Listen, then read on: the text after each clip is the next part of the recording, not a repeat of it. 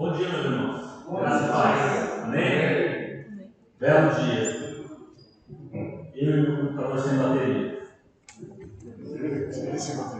Para a garantia do bem-estar e do almoço de todos.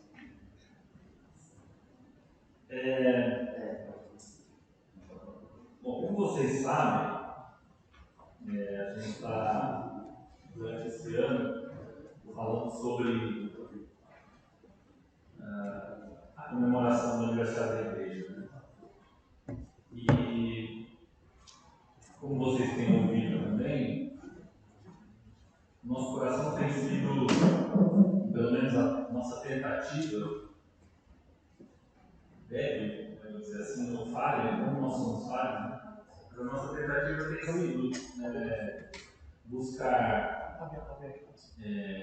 no próprio Cristo a forma de agradecer o melhor, a forma de celebrar melhor a história que Jesus tem escrito nessa igreja. E então isso faz com que a gente ore, faz com que a gente lembre desse assunto nos jejuns de quarta-feira, que a gente ore 10h50 da manhã e 10h50 da noite. Se você estiver dormindo aí, você deve orar só 10h50 da manhã, ou antes das 10h50 da noite, né? Toma aquele copinho d'água, escova os dentes, faz uma oração e vai dormir. Sábado retrasado, não foi sábado passado não, foi faz 2 sábados, eu visitei uma igreja. Isso vai ser parte, como eu sou rapaz dos avisos também, eu vou fazer esse aviso hoje no final do culto. Mas nós vamos ter um culto no dia 16 de março, no sábado, às 14 horas, lá na Comunidade da Graça de Vila Carrão, rua Esporina. E aí, por que eu estou dizendo isso? Porque esse culto é um culto que vai reunir o concílio, as igrejas do concílio brasileiro e do concílio Niqueu, que agora a gente vai passar a chamar de Conferência Brasileira e Conferência Niqueu no Concílio Geral da Igreja Universitária do Brasil. Então a gente está se aproximando para fazer uma união. Né? Então isso a gente já tem avisado aqui. Mas o que a gente vai avisar no final do culto, e que vocês não sabem e já sabem, nós vamos fazer um culto conjunto às 14 horas do sábado na Comunidade da Graça lá do Bacarão. E aí vão ter nossos irmãos do Conselho Brasileiro e nós. E eu fui lá. E aí você falou, por que você foi lá? Eu estou envolvido no louvor desse culto. E aí fomos o meu cunhado e eu, e encontramos com 2 pessoas lá, uma delas, talvez alguns de vocês conheçam, que é o pastor Adriano, lá na igreja de Vila Moraes, pastor da igreja de Vila Moraes. O Adriano é tecladista, é músico e conhece bastante gente aqui do Conselho de Niqueu, já foi em acampamentos nossos, procura junto. Então, uma boa parte da gente conhece o pastor Adriano. E o pastor Samuel, que é filho do bispo Will, que eu não conhecia, conheci. E isso é só curiosidade, né? Descobri que o Samuel é advogado trabalhista e trabalha no meu prédio. Até pouco tempo atrás. E agora trabalha no prédio vizinho, no laboratório farmacêutico. Caramba, tem uma, né? É multiverso, né? Parece que é uma copa, tem um milho do Conselho Brasileiro, né? Isso é um documento de cabelo assim, mas enfim, a gente vê coisas em comum, né? Coincidência, né? Meu Deus do céu. Significa que Deus tem pessoas em todos os lugares, né? Deus tem filhos e filhas amados em todos os locais. Mas essa experiência da minha visita foi impactante. Na verdade, eu saí de lá com vergonha. Minha esposa ficar aqui não me deixa mentir, nem meu cunhado. Eu saí da igreja com vergonha. Por que eu saí com vergonha, né? Entupi o banheiro, subiu uma parede, tomei café demais, né? Falei uma bobagem lá, não devia falar para alguém. Não. Esse meu passado me condena, ele existiu, mas não foi isso que aconteceu nesse sábado. Eu saí de lá envergonhado porque nós somos muito bem recebidos. A gente foi tão bem recebido que a gente ficou constrangido. A igreja tem uma preocupação tão detalhada e amorosa com cada necessidade de cada pessoa que frequenta os cultos, que eu fiquei envergonhado. Se você é uma mãe e tem uma criança pequena, lá tem um fraldário. Se você está amamentando seu filho, lá tem uma sala com uma poltrona confortável para você amamentar seu filho, com ar-condicionado e com vidrinho para você ver o culto. Se você tem crianças maiores que vão ficar agitadas durante o culto, lá tem 2 espaços para as crianças ficarem com, né, o som ambiente, o som do culto do pastor. E aí você diz, William, você está impressionado, então é por causa de luxo. É porque a igreja é grande, tem estrutura, né? Mas de verdade, meus irmãos, não é. Porque o que nos impactou, a Camila, a mim e meu cunhado, quando a gente foi lá, não foi exatamente o que se tem, o que se conseguiu construir, mas a preocupação, o porquê aquilo está ali. Então, nada do que tinha, e eu posso ser sincero com vocês, não vi nada que tinha ali que eu possa dizer, isso é exagero. Isso é luxo, é ostentação. Nada do que tinha ali era ostentação, tudo servia ao seu propósito, a um propósito, a uma necessidade que pode ter. E a preocupação e o zelo das pessoas, a gente tinha pessoas contratadas, numa igreja desse porte, há pessoas que servem voluntariamente, mas há pessoas que servem, são contratadas, assalariadas pela igreja, e eles, em especial o zelador que a gente conheceu, Ulisses, ele falou, olha, o pastor vai me dar bronca se no final da reunião de sábado não tiver tudo mais ou menos organizado, né? Então a gente precisa conversar, como é que vai fazer, né? Com detalhes, enfim. Então, a gente se sentiu efetivamente acolhido. E aí, o que isso tem a ver com a palavra de hoje? O que isso tem a ver com o que eu vi? Eu saí de lá, envergonhado, pensando no tabernáculo. Falei sobre o pastor Carlos no almoço da semana passada.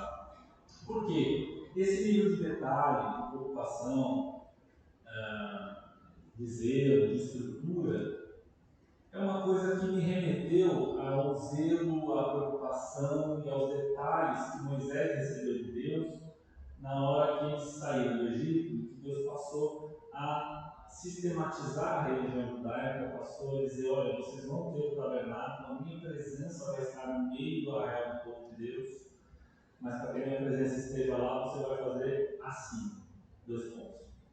E aí se começam todos os detalhes, né? Então esse nível de detalhe, de cuidado, me impactou, me fez lembrar disso. E é engraçado como Deus mesmo, assim, curioso que Deus tenha estabelecido os detalhes do tabernáculo e da religião judaica para que o povo hebreu lembrasse para sempre, eu sou o Senhor teu Deus que te tirei da terra do Egito. Então, tudo que tinha naquele templo, naquele primeiro templo, depois do templo do rei Salomão, tudo tinha um propósito, servia a alguma coisa, tinha um significado, uma ordem direta de Deus para ser feito, e remetia aquele povo à figura de Deus, à presença de Deus, a quem Deus era. Acontece que na plenitude do tempo, agora ninguém segura, eu estou fazendo aula lá de panorama no Novo Testamento, no seminário, ninguém segura. Né? Pleroma, vou até falar a palavra aqui, grega, que quer dizer plenitude do tempo, que é no tempo certo Jesus veio.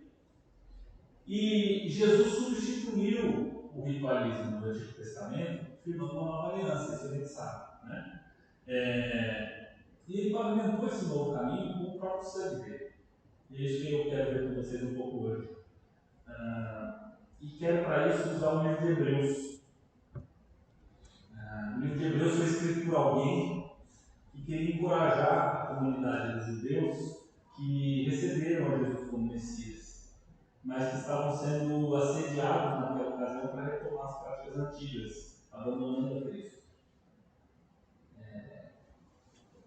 Esse livro é uma excelente referência comparativa do Velho Testamento para o Novo Testamento e a consumação daquilo que Jesus fez. E de por que eu fiquei, no final das contas, tão impactado com uma igreja que busca adorar a Deus em cada detalhe. Vamos orar? Senhor, nós te agradecemos por esse domingo e pedimos que o Senhor encha no nosso coração. Esvaziamos de nós mesmos, Deus. Ajuda-nos a estarmos diante de Ti quebrados, receptivos, e que o Senhor possa fazer a sua vontade. Que a tua palavra não volte vazia. Ajuda-nos, Deus, a vencer a carne pelo Teu Espírito Santo dentro de nós, as nossas pulsões, Deus, os nossos interesses, que a gente possa colocar tudo cativo a Cristo. Que o Senhor possa reinar na nossa mente e coração nessa manhã, em nome de Jesus. Amém. Amém. Eu quero convidar vocês, antes de começar, a lembrar, vou colocar aqui no meu lugar, a lembrar de uma recitação, não vou dizer se é uma oração, mas uma recitação.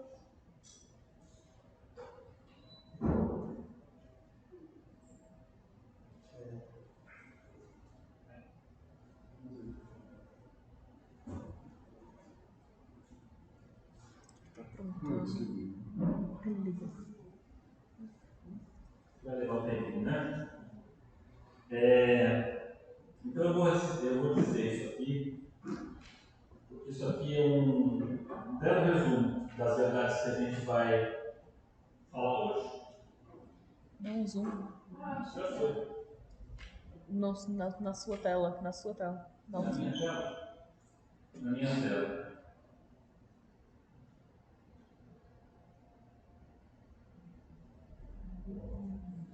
Estão vendo?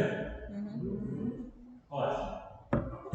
Creio em Deus Pai, Todo-Poderoso, Criador dos céus e da terra, e em Jesus Cristo, seu Filho, nosso Senhor, o qual foi concebido por obra do Espírito Santo, nasceu da Virgem Maria, padeceu sob Pôncio Pilatos, foi crucificado, morto e sepultado, e ao terceiro dia ressuscitou, subiu ao céu e está assentado à direita de Deus Pai Todo-Poderoso, de onde há de vir para julgar os vivos e os mortos.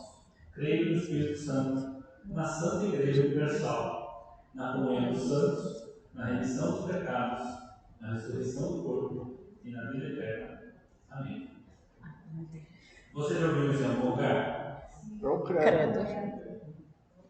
Eu Vai creio. falar desse credo de incêndio, na verdade. Eu tinha um problema com o credo, que era crer na Santa Igreja Católica.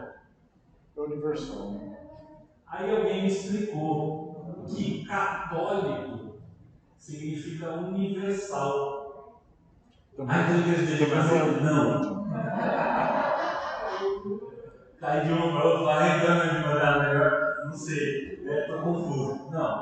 Católico quer dizer universal. Então, você pode dizer que você é católico e apostólico. Só não é romano. Então, a nossa diferença. Católico apostólico de quê? Exato. Católico apostólico de quê? É bom. É bom. Ah, Williams, você está querendo misturar tudo. Não, não estou não.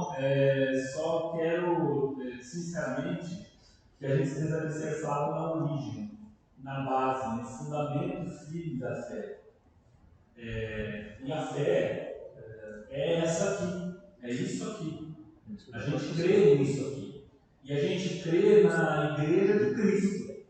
Então, dizer católica é uma referência que causa confusão por acaso, por hoje, né? Porque o nome da Igreja Católica, a primeira igreja, se chama católica, mas a verdade é que todos nós somos da Igreja de Cristo, todos nós, os que cremos nisso aqui, né? Então eu quero, esse ano passado a gente orou a oração do Pai Nosso, né, que Jesus nos ensinou, Então, esse ano eu quero te convidar, quando a gente estiver, antes de estudar a Bíblia, a gente sempre lembrar e recitar o credo apostólico, a base, filho e fundamento da nossa fé. Williams, isso tem a ver com o que a gente vai falar hoje? Um pouco, tem sim. Vamos lá. Abre em Hebreus, capítulo 9.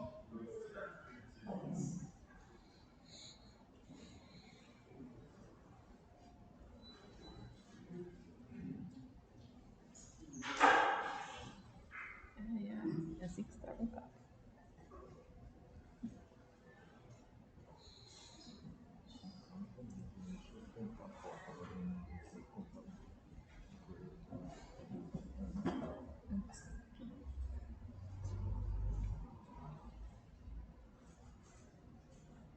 Todo mundo? Hebreus 9? Então esse vai ser o nosso objeto de estudo hoje. Assim diz a palavra do Senhor, versículo 1. A primeira aliança tinha leis, aqui está na linguagem de hoje, tá? Na tradução da linguagem de hoje. A primeira aliança tinha leis sobre a adoração e tinha também um santuário construído por seres humanos, onde se adorava a Deus. Foi armada uma tenda dividida em duas partes. Na parte da frente, chamada Lugar Santo, ficava o candelabro e a mesa com os pães oferecidos a Deus. Atrás da segunda cortina ficava a parte que era chamada de Lugar Santíssimo, ou em algumas traduções, Santo dos Santos. Ali estava colocado o altar de ouro onde era queimado incenso e também estava colocada a Arca da Aliança, toda coberta de ouro. Dentro da arca estava uma vasilha de ouro com maná, o bastão de Arão, do qual tinham saído brotos, e as duas placas de pedra com os mandamentos escritos nelas. Em cima da arca, representando a presença divina, estavam os querubins, com as suas asas abertas sobre o lugar onde os pecados eram perdoados, propiciatório. Mas agora não é o momento de explicar os detalhes dessas coisas. Então, até aqui, por enquanto.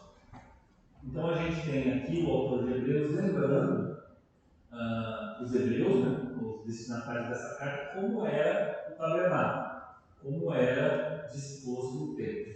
Ele diz aqui de duas partes, mas na verdade o tabernáculo tinha três, né? Ele fala de duas aqui, fala do lugar santo e do santo dos santos, mas antes existia o átrio, que era um lugar mais externo do tabernáculo, e era no átrio que as pessoas acessavam e que se faziam os sacrifícios. Então, era nessa primeira parte, como se fosse uma antessala. Imagina, o tabernáculo era meio retangular aqui, como se fosse aqui em cima, aqui na igreja. Então, imagina que o tabernáculo fosse isso aqui, né? Então, por exemplo, até o Léo aqui, a pastora Esther, até aqui um pouco mais da metade era o átrio, que era o lugar que as pessoas acessavam e que se faziam os sacrifícios. Depois, mais um terço, que até onde eu estou, era o lugar santo. Aí tinha uma cortina e tinha um lugar santo. No lugar santo a gente tinha os 12 pães, que eram os pães da proposição, um deles para cada tribo, né, do povo de Israel. Tinha um incensário também, que tinha misturas específicas para ficarem queimando ali, né, ordem de Deus também específica sobre isso. E o que mais tinha ali? Candelabro. Era isso. E o candelabro com 7 pontas, né? 6 pontas e uma no meio, candelabro de ouro, pesado tinha 1 quilo de ouro, que também era feito e ficava aceso o tempo inteiro. Então a missão dos sacerdotes do povo era manter o candelabro aceso. E aí tinha um incensário de um lado, os pães de proposição de outro. E depois é como se aqui então tivesse uma outra cortina, a segunda cortina, o segundo véu. Eu não vou nem comparar com aquela. E aqui a gente tem o Santo dos Santos. E no Santo dos Santos é onde tinha a Arca da Aliança. E aqui o texto diz, eu tinha um incenso queimado, mas na verdade o sacerdote ele pegava o incensário aqui no lugar santo e levava para dentro do Santo dos Santos para queimar incenso e para derramar o sangue. Então o sangue dos animais que eram dados em sacrifício pelos pecados vinha lá do átrio, o sacerdote trazia e derramava sobre a tampa, o propiciatório era a tampa da Arca da Aliança, que tinha 2 querubins de ouro. E ali se ofereciam os sacrifícios sangue pelo pecado do povo. Primeiro, o sacerdote tinha que oferecer um sacrifício, matava um boi, um touro, para oferecer o sacrifício por ele e pela família. Depois é que ele, matando um carneirinho, né, perfeito, de um ano, sem defeito, é que ele trazia o sangue do cordeiro para os pecados do povo. Então ele precisava estar limpo para então oferecer um sacrifício pelo pecado do povo. E quem entrava no Santo dos Santos? Era só um dos sacerdotes. Quem ganhava a eleição? Não, era o sumo sacerdote. Só ele, o chefe dos sacerdotes, era autorizado a entrar uma vez por ano no Santo dos Santos e oferecer o sacrifício por ele e pelo povo. Os sacerdotes, os outros sacerdotes, enfim, os levitas, eles trabalhavam no lugar santo, deixando as velas acesas, tocando candelabro, tocando incenso, trocando os pães da proposição, né, trocando os novos pães. Então eles ministravam ali nesse segundo local. Mas, se o autor de Hebreus disse que não é hora de ver detalhes disso, eu achei por bem eu também não entrar em detalhes disso hoje. Então a gente vai seguir com o texto, tá? Então vamos lá, a gente falou no 5, né? Versículo 6, capítulo 9 de Hebreus. Depois de tudo isso ter sido preparado, os sacerdotes entram todos os dias na parte de frente da tenda, que é o lugar santo, para cumprir os seus deveres religiosos. Versículo 7. Mas somente o grande sacerdote entra na parte de trás, que é o lugar santíssimo, e isso apenas uma vez por ano. Ele oferece a Deus o sangue de animais em favor de si mesmo e também pelos pecados que o povo cometeu sem saber que estava pecando. Por isso, por meio disso tudo, o Espírito Santo nos ensina de modo bem claro que a entrada para o lugar santíssimo ainda não foi aberta enquanto a parte da frente, que é o lugar santo, continuar sendo usada. Vamos parar aqui de novo. Irmãos, vejam com atenção esse versículo 8, vou ler de novo. Por meio disso tudo, o Espírito Santo nos ensina de modo bem claro que a entrada do lugar santíssimo ainda não foi aberta enquanto a parte da frente, que é o lugar santo, continuar sendo usada. O que isso quer dizer? Enquanto há sacerdotes, ou havia sacerdotes ministrando aqui no lugar santo, aqui mais na frente, acendendo incenso, as velas, trocando os pães da proposição, não havia um sacerdote lá atrás.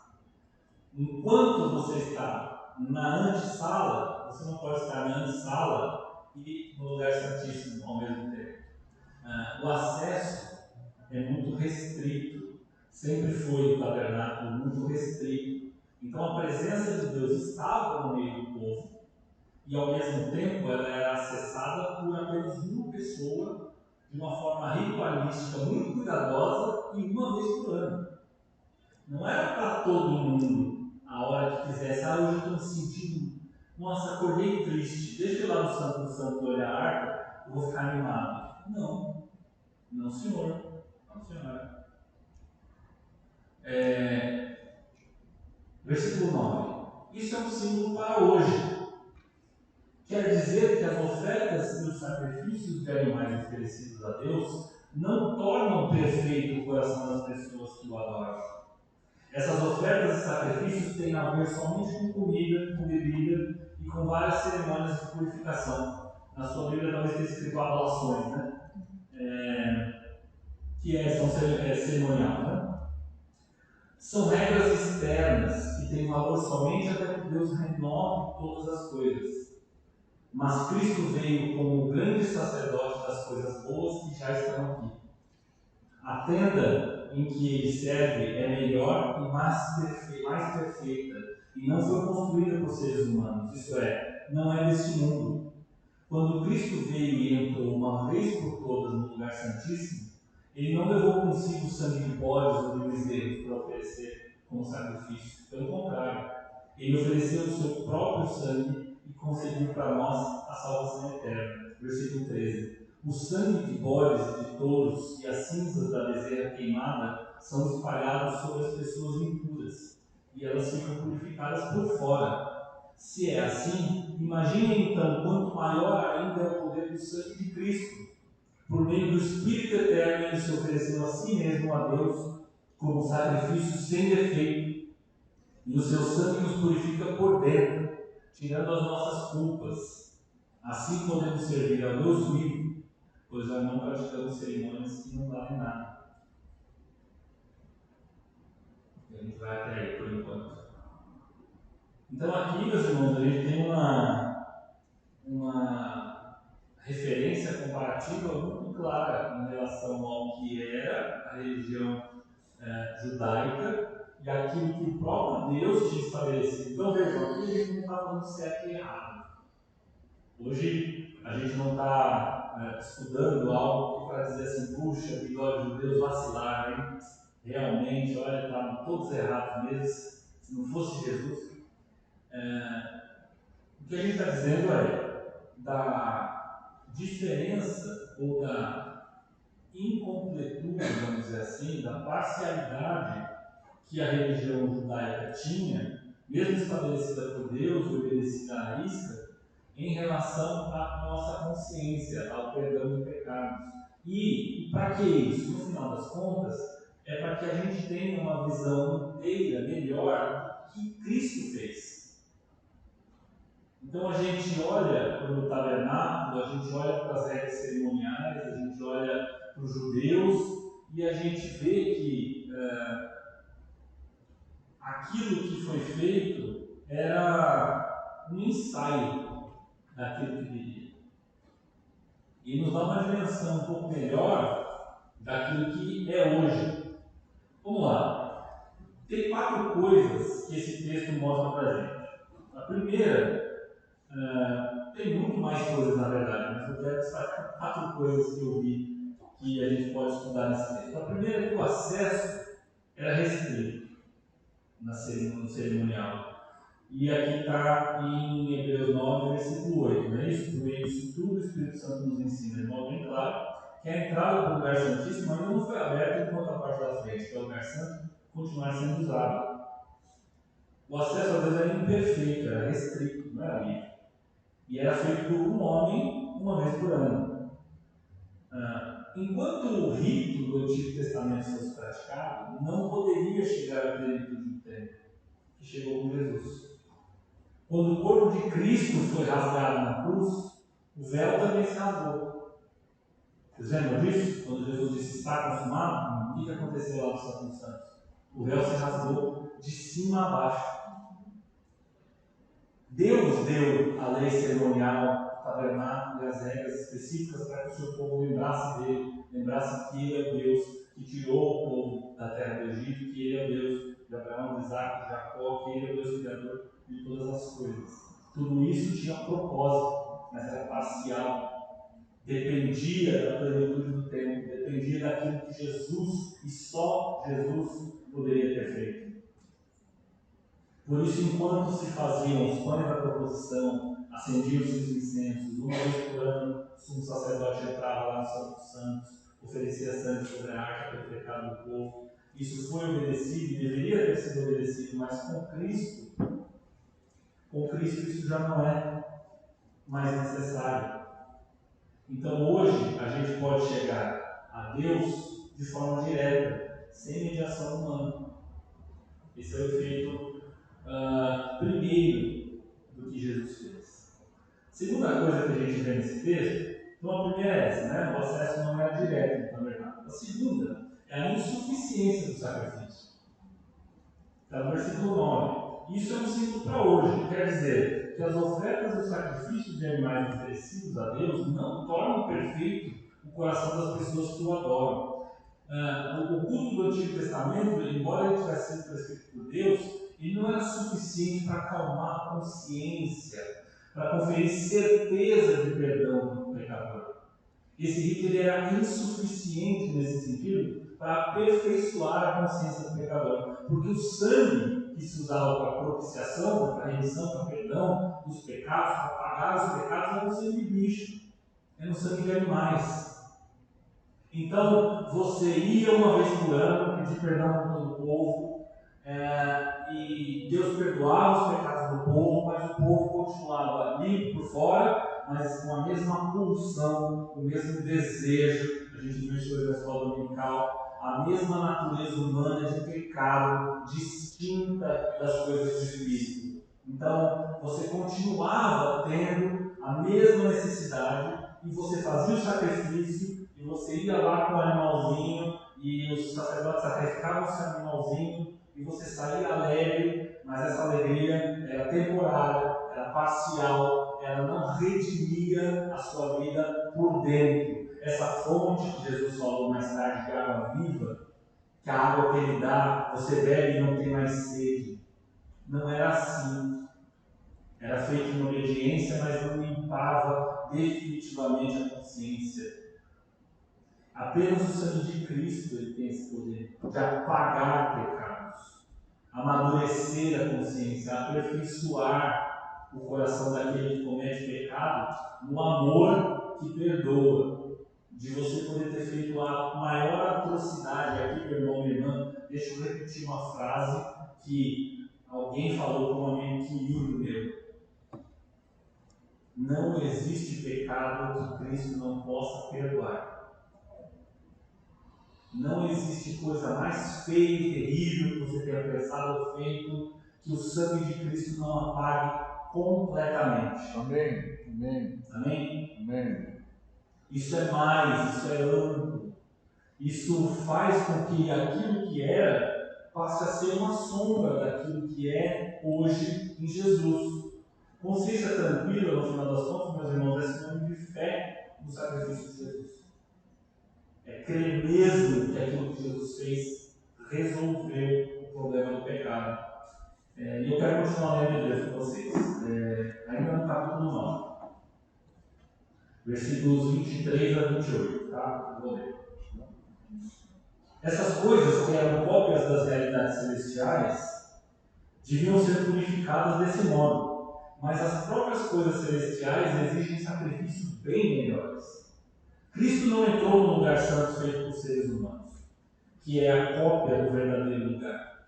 Ele entrou no próprio céu, onde agora aparece na presença de Deus para pedir em nosso favor. O grande sacerdote entra todos os anos no lugar santíssimo, no Santo dos Santos, levando consigo o sangue de um animal. Porém, Cristo não entrou para se oferecer muitas vezes. Se fosse assim, ele teria de sofrer muitas vezes desde a criação do mundo. Pelo contrário, uma vez por todas, ele apareceu agora, quando os tempos estão chegando ao fim, para tirar os pecados por meio do sacrifício de si mesmo. Versículo 27. Cada pessoa tem que morrer uma vez só e depois ser julgada por Deus. Assim também Cristo foi oferecido uma só vez em sacrifício para tirar os pecados de muitas pessoas. Depois ele aparecerá pela segunda vez, não para tirar pecados, mas para salvar as pessoas que estão esperando por ele. Então, a primeira coisa do ritual do tabernáculo, da religião, é que o acesso não era livre a Deus, era restrito. O segundo é que os sacrifícios eram insuficientes para um perdão definitivo, que a gente viu aqui que só Jesus pode trazer. A terceira coisa que a gente pode ver é que esses rituais eram rituais externos. E isso está na primeira parte do versículo 10 do capítulo 9. Essas ofertas de sacrifício têm a ver somente com comida, com bebida e com as várias cerimônias de purificação. São regras externas. Então, o ritual que era feito em obediência a Deus, mas é exterior. E a quarta coisa é que esses preceitos do tabernáculo eram provisórios.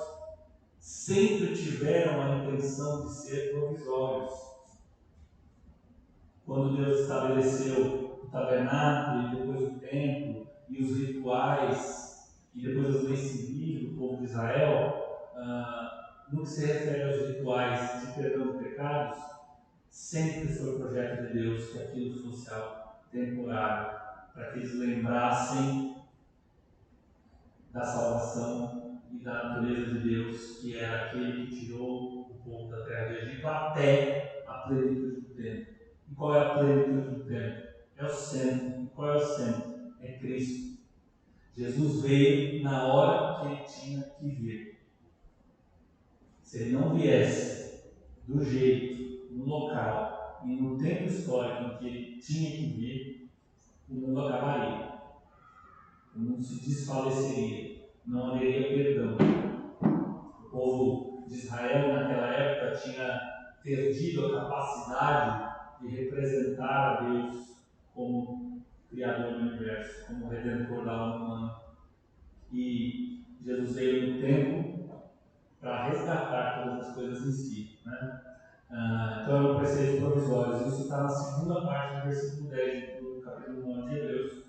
Essas ofertas de sacrifício têm a ver com comida, com bebida, com os vários cerimônias de purificação. São regras externas que têm valor somente até que Deus renove todas as coisas.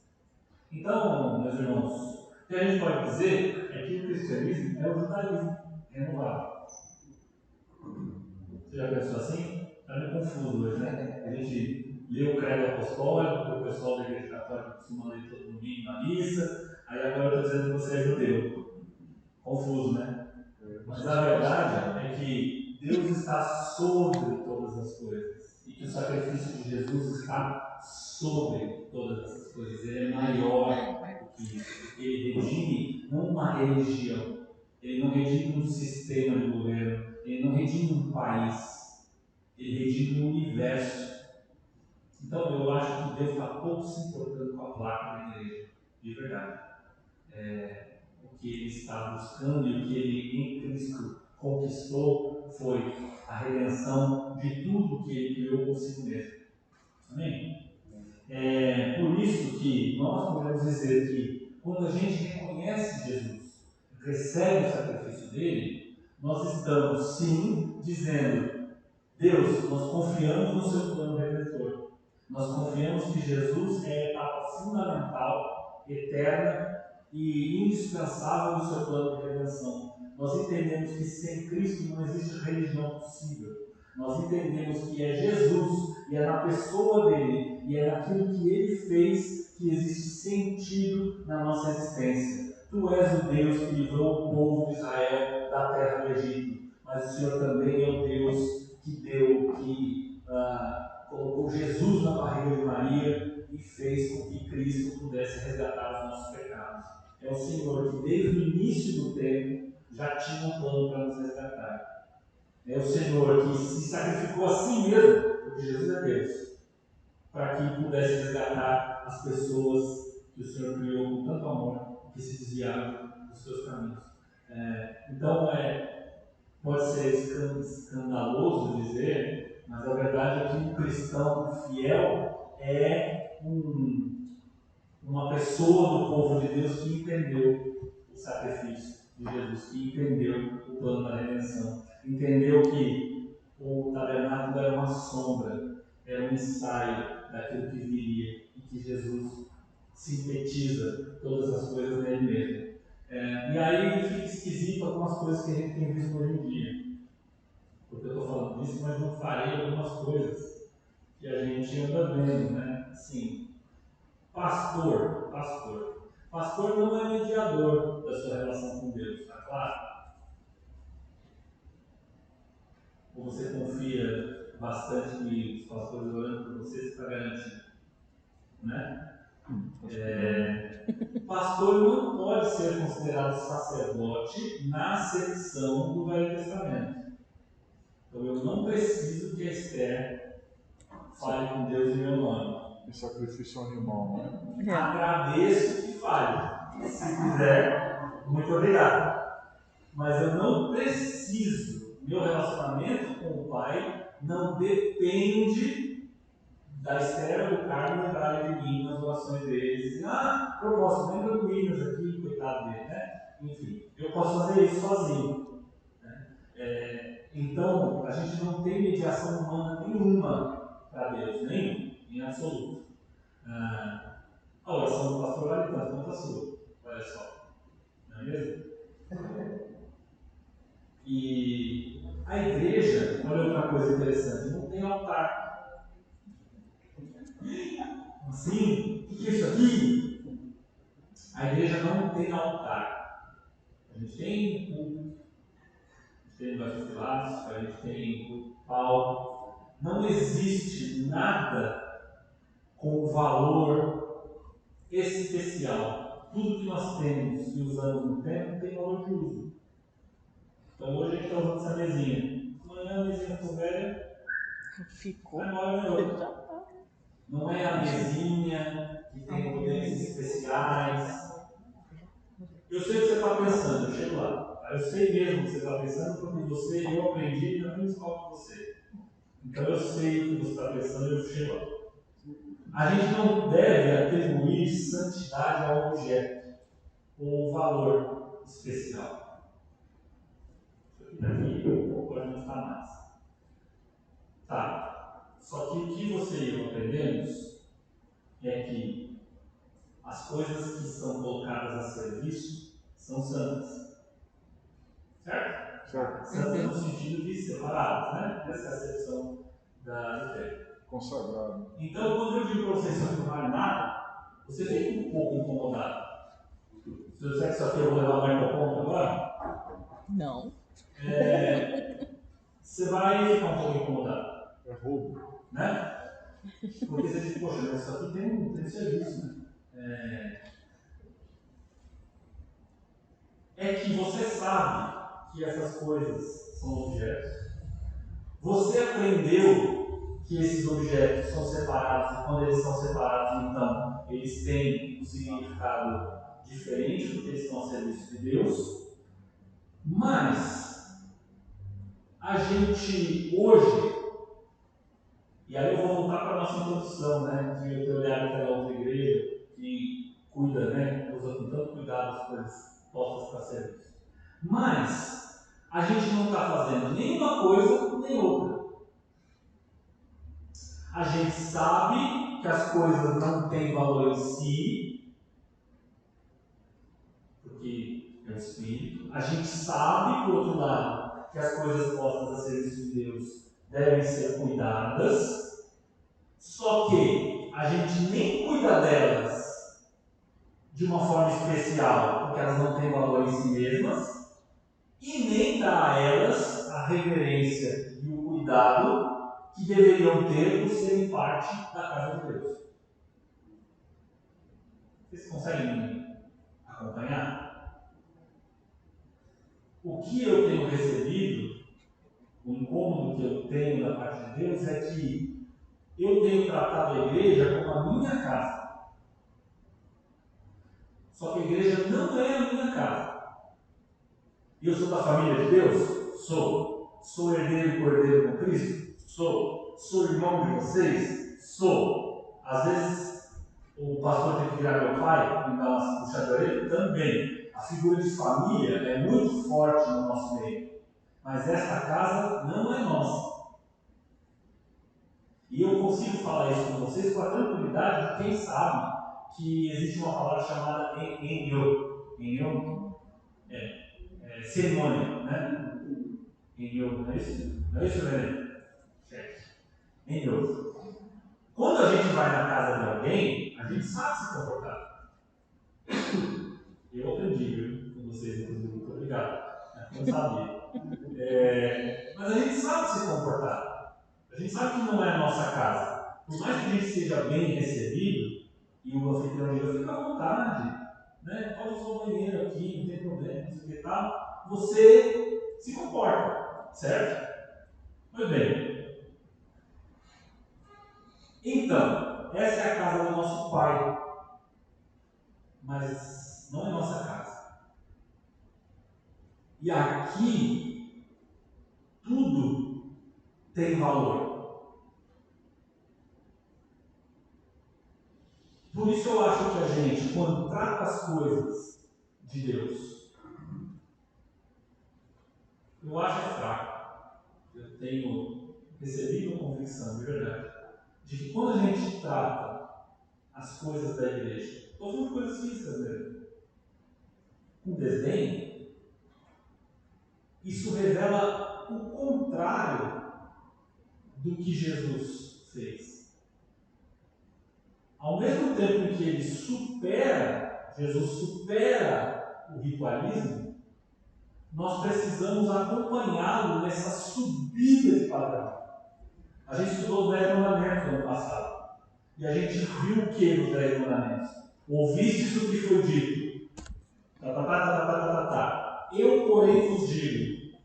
E o porém de Jesus era sempre mais difícil, sempre mais elevado, sempre mais exigente. Ouviste o que foi dito, não vai se divorciar da sua mulher. Eu digo o seguinte: se você pensar bobagem com uma mulher, você já adulterou, não adulterarás, né? Jesus elevou o padrão. A mesma coisa com os rituais e com o uso das coisas de Deus. Nós não podemos, meus irmãos e minhas irmãs, sermos menos cuidadosos do que os judeus com as coisas do templo. Nós não podemos ter menos reverência do que os sacerdotes, os levitas tinham, e ainda tem, né, que professa a religião, com os utensílios e com as coisas postas a serviço de Deus. Percebe? Quero ler 2 versículos com vocês. Relembrar 2 versículos. O 9, o 11 e o 14. Do capítulo 9 de Hebreus. Olha só o 11. Cristo veio como grande sacerdote das coisas boas que já estão aqui, atendo que ele serve é melhor e mais perfeita. E não foi construída pelos seres humanos, isto é, não é desse mundo. Versículo 14. Parte final. E o seu sangue nos purifica por dentro, tirando as nossas culpas, assim podemos servir ao Deus vivo, pois já não praticamos cerimônias que não valem nada. Da mesma forma que o ensino de Cristo promoveu a superação desse padrão da lei de Moisés, dando sentido prático, real, para a obediência daquele monte de regras, né, das 10 principais, mas de todas as outras que o povo judeu foi criando, o ministério de Cristo estabeleceu um padrão perfeito de remissão de pecados e santidade para a vida eterna. Então Jesus tem o ensino, aquilo que ele disse, e tem aquilo que ele fez, o seu exemplo. Jesus não só disse coisas que a gente tem que fazer ou não fazer. Jesus é aquele em quem nós temos perdão, porque ele morreu pelos nossos pecados. Então ele diz para você: Mário, você tem que fazer isso, assim, assim. Mas olha só, não adianta o que você faz. Precisa ter sangue para perdoar os pecados que você cometeu. E eu ofereço o meu sangue para que você tenha perdão. E a partir de então, o Mário pode olhar para o padrão superior daquilo que Deus, que Jesus nos instruiu a fazer, e aí sim ter uma vida que pode cumprir esse padrão alto. Não é por outro motivo, meus irmãos e irmãs, que a gente pode cumprir a lei de Deus, que a gente pode agradar o coração do Criador, senão pelo Espírito Santo, através do sacrifício de Jesus. Não existe outra forma da gente conquistar a plenitude das coisas, senão pelo Espírito Santo. E se sobre a nova aliança nenhum item que a gente usa tem valor em si mesmo, do outro lado, tudo que a gente tem e a gente usa deve refletir o caráter de Cristo. Então eles são ao mesmo tempo coisas descartáveis e santas, passageiras, mas que remetem à eternidade. É por isso que eu saí tão incomodado naquele tempo. Porque eu vi que há irmãos, e graças a Deus por isso, que imprimem esse sentido santo para cada coisa que está a serviço de Deus na igreja. Que Jesus está refletido na garrafa térmica, no fraldário, na iluminação. E a gente tem falhado, meus irmãos. A gente tem tolerado. A gente tem tolerado uma igreja feia, piso solto, luz queimada, depósito mal cheiroso. Às vezes a gente tem uma coisa em casa que talvez seja a última igreja, a gente deixa e encosta aqui na igreja, fica aqui. Tem que fazer multidão para limpar, tirar a tralha da igreja. Poeira. O que a gente está mostrando? Eu não estou falando do mundo, não, cara. Não estou falando para quem não é cristão. O que a gente está mostrando? Nós estamos mostrando para o nosso Pai. Nós somos o seu povo, amém? Nós somos redimidos. Nós nos reunimos aqui nesse lugar todo domingo, há anos. O que esse lugar espelha? que esse lugar reflete? O que ele mostra para alguém que pode ser cristão como eu, que sou cristão e fui na comunidade da graça lá, ou ir alguém de outra igreja aqui também. Ele está aqui. E o que a gente está mostrando? Qual é a devoção a Cristo que os nossos atos demonstram? Na casa dele. É isso que eu estou incomodado.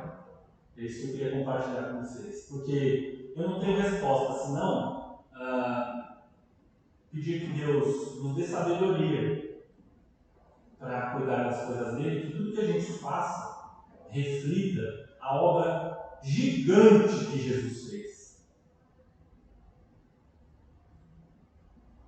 Que a gente seja mais cuidadoso, que a gente seja mais zeloso, que a gente seja mais receptivo, que a gente seja mais acolhedor, que as coisas da igreja sejam mais limpas, sejam mais arrumadas, mais organizadas, que aqui seja um lugar mais cheiroso, seja um lugar mais bem pintado, mais agradável de se estar, porque Jesus fez algo maior.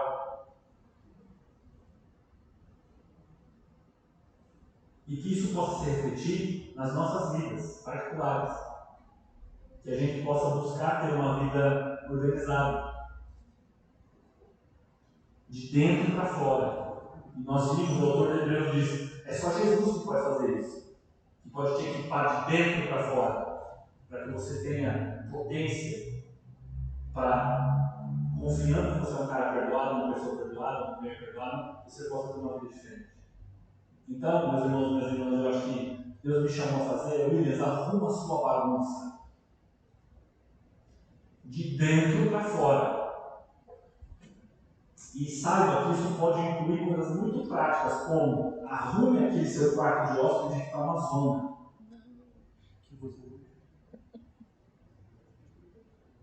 Como é que você vem na igreja servir e deixar as coisas organizadas se a sua vida está uma bagunça?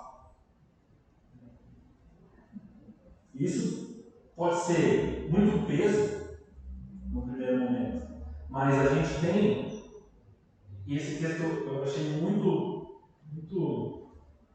bom, porque ao mesmo tempo que ele põe o peso das coisas que eram, ele traz a leveza do fardo de Cristo, de que Jesus resolve essas coisas todas. Ele resolve. Está pronto para resolver. Então, meus irmãos, é isso. Eu queria convidar você a orar para que a gente tenha significado em tudo que a gente fizer e que as coisas que a gente se propuser a fazer na casa de Deus sejam coisas que reflitam de verdade o tamanho da salvação de Jesus. Vamos orar? Santo Deus, nós te agradecemos pela tua palavra. Obrigado, Deus, pela porção da palavra que nós podemos estudar um pouco mais. Perdoa, Senhor, a nossa limitação, mas fala, Senhor, aos nossos corações com o teu Espírito Santo. Abre, Senhor, a nossa mente, nos ajuda a te buscar. Nos ajuda, Senhor, a devotar, Senhor, a nossa atenção, a nossa energia, a nossa fé à vida de Cristo, Pai. Que nós possamos renunciar às coisas que nós temos, que nós somos, tomarmos a cruz de Cristo e podermos ser seus discípulos de verdade. Queremos te agradecer por esse mundo, pedir que o Senhor nos abençoe, que o Senhor transforme o nosso coração, de dentro para fora, pelo sangue de Cristo. Que nós possamos ser bons cidadãos, bons familiares, bons crentes, bons servos, bons discípulos, bons amigos, Senhor, boas esposas, bons maridos, filhos, pais, mães. Que o teu nome, Senhor, possa ser honrado em tudo que a gente fizer, falar e pensar, em todas as nossas atitudes. Nós te agradecemos, Deus, pedimos perdão pelas nossas falhas, pedimos que o Senhor nos transforme, nos renove como povo, para que o teu nome seja honrado e glorificado. Em nome de Jesus que nós pedimos e agradecemos. Amém. Amém.